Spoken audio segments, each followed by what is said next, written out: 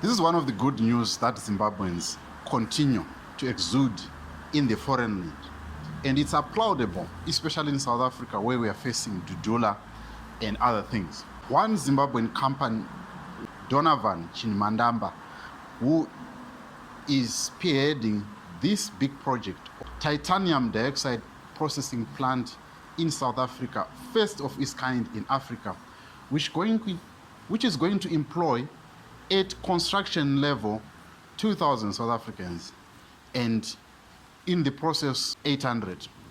And he said that this is going to scale up, which means that it's going to offer a lot of employments, not only for South Africans, but for Africans in particular.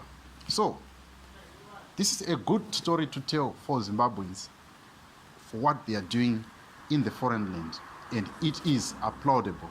So I want you to listen to this snippet of the podcast that is on SAFM, but I'll leave the link to the full podcast and the interview that was done on SAFM. Thank you so much for watching. I want you to hear your thoughts about this, whether you're South African or a Zimbabwean. What do you make of this development? Donovan, before I let you go, I wonder if you could possibly just speak to a bit more about the benefication benefits of the actual setup and what it is it means. I mean, you gave an indication on the cost or the margins in between and what the business could eventually do from a numbers perspective. But above that, sustainability-wise and looking at the potential for increased job creation, is it a situation where, given that the resource and the commodity itself sits on the African continent, we can replicate this type of plant somewhere else in the country, somewhere else in the continent, further down the line? Yeah, so what we have, I mean, first of all, we obviously have a comparative advantage in terms of the raw minerals that we have.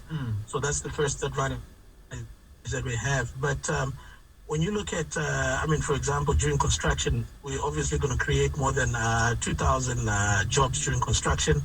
And once we are fully operational, we're looking at 850 people, permanently employed.